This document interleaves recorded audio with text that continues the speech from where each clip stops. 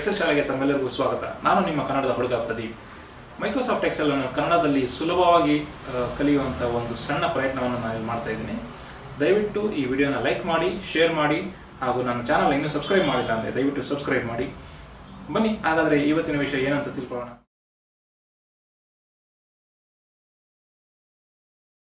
ನಮಸ್ಕಾರ ಸ್ನೇಹಿತರೆ, ಇವತ್ತಿನ ವಿಡಿಯೋದಲ್ಲಿ ನಾನು ನಿಮಗೆ ಸೆಲ್ ರೆಫರೆನ್ಸಸ್ ಬಗ್ಗೆ ತಿಳಿಸ್ಕೊಡ್ತಾ ಇದ್ದೀನಿ.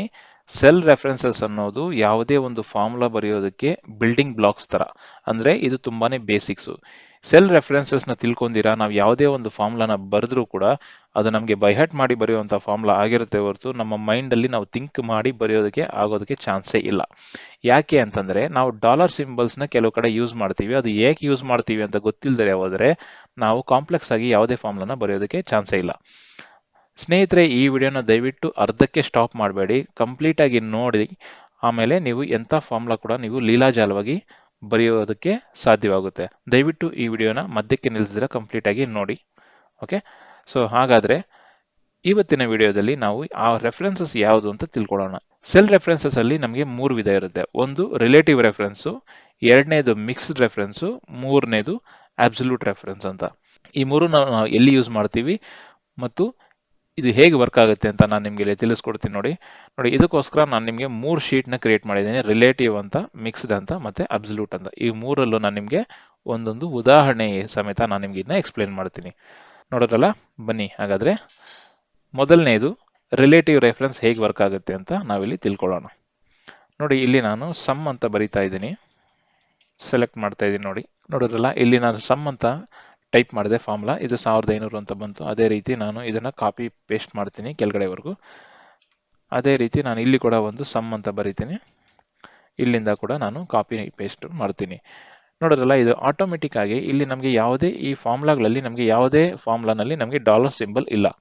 ನೋಡೋದ್ರಲ್ಲ, E3 ಇಂದ E20 ಇದು ತಗೊಂಡಿದೆ. ಅದೇ ರೀತಿ ಇಲ್ಲಿ ಕೂಡ ನಮಗೆ E3 ಇಂದ J3 ಅಂತ ತಗೊಂಡಿದೆ. ನಾವು ಕೆಳಗಡೆ ಬರ್ತಾ ಇದ್ದಂಗೆ ಆಟೋಮೆಟಿಕ್ ಆಗಿ ರೋ ನಂಬರ್ಸು ಚೇಂಜ್ ಆಗ್ತಾ ಹೋಗ್ತಾ ಇದೆ. ಅದೇ ರೀತಿ ಕೆಳಗಡೆ ಹಾಕಿರೋ ಸಮ್ ಫಂಕ್ಷನ್ ಅಲ್ಲಿ ನಾವು ರೈಟ್ ಸೈಡ್ ಬರ್ತಾ ಇದ್ದಂಗೆ ಕಾಲಮ್ ರೆಫರೆನ್ಸ್ಗಳು ಚೇಂಜ್ ಆಗ್ತಾ ಹೋಗ್ತಾ ಇದೆ. ಅದೇ ನಾನು ಈ ಫಾರ್ಮುಲಾಸ್ನ ತಗೊಂಡು ಬೇರೆ ಕಡೆ ಎಲ್ಲರೂ ನಾನು ಪೇಸ್ಟ್ ಮಾಡಿದೆ ಅಂತ ಇಟ್ಕೊಳ್ಳಿ.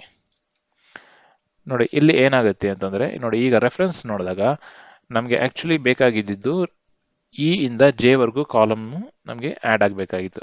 ಆದ್ರೆ ನಾವು ರೈಟ್ ಸೈಡ್ಗೆ ಮೂವ್ ಮಾಡಿದ್ರಿಂದ 3 ಕಾಲಮ್ನ ನಾವು ರೈಟ್ ಸೈಡ್ ಮೂವ್ ಮಾಡಿದ್ವಿ. ಅದಕ್ಕೋಸ್ಕರ ಇ ಇರೋ ರೆಫರೆನ್ಸು ಹೆಚ್ಗೆ ಹೋಯ್ತು, ಮತ್ತೆ ಜೆ ಇರೋ ರೆಫರೆನ್ಸು ಎಂ ವರ್ಗೂ ಬಂತು.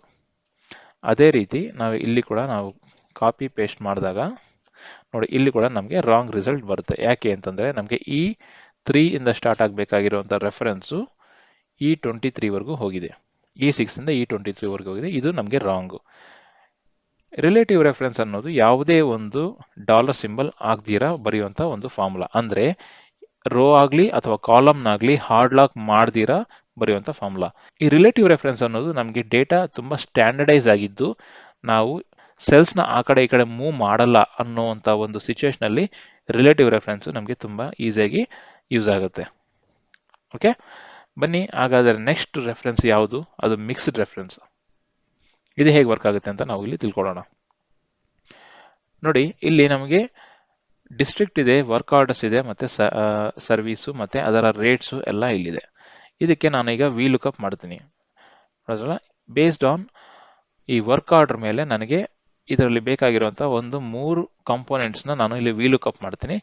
ಇದರಲ್ಲಿ ನಾವು ಹೇಗೆ ವರ್ಕ್ ಆಗುತ್ತೆ ಅಂತ ನಾನು ನಿಮ್ಗೆ ಇಲ್ಲಿ ತಿಳಿಸ್ಕೊಡ್ತೀನಿ.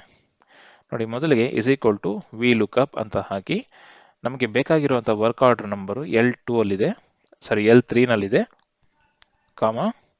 ಅದಾದ್ಮೇಲೆ ಟೇಬಲ್ ಅರೇ ನಾನು ಎಂಟೈರ್ ಸೆಲೆಕ್ಟ್ ಮಾಡ್ಕೊತೀನಿ.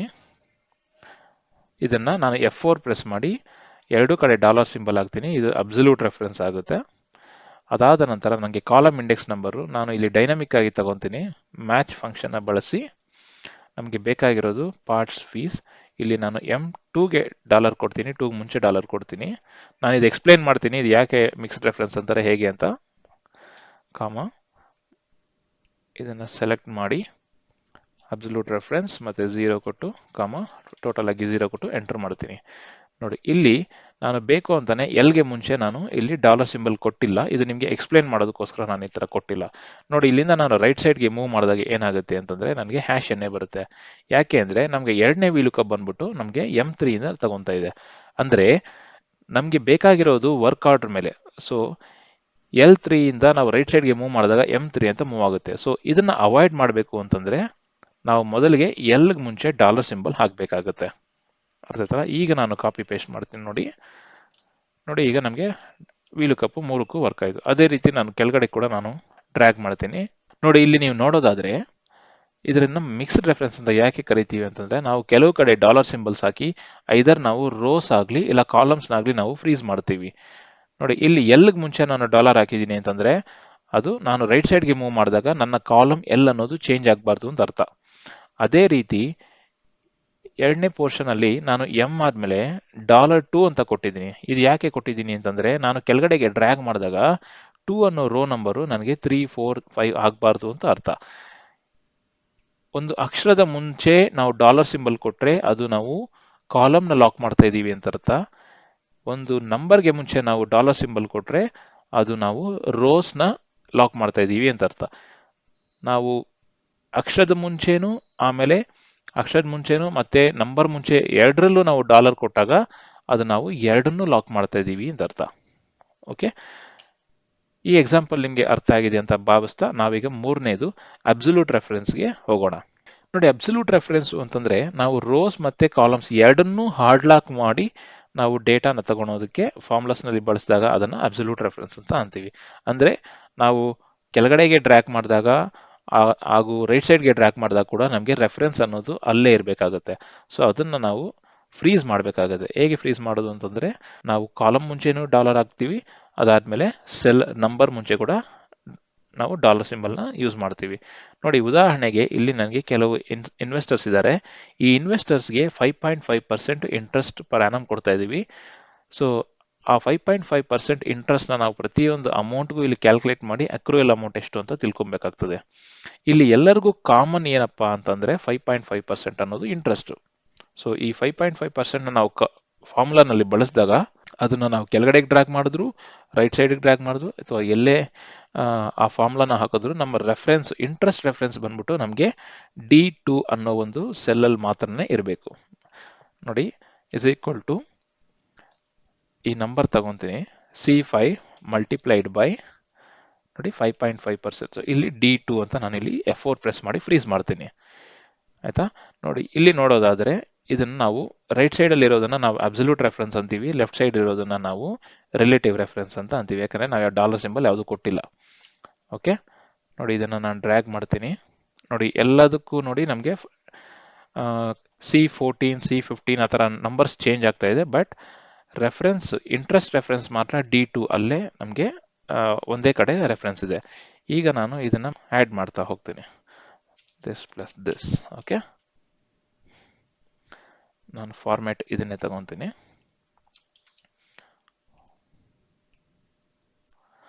ನೋಡಿದ್ರಲ್ಲ, ನೋಡಿ ಇದು ಅಕ್ರೂಯಲ್ ಅಮೌಂಟ್. ಅರ್ಥ ಆಯ್ತಲ್ಲ ಸ್ನೇಹಿತರೆ?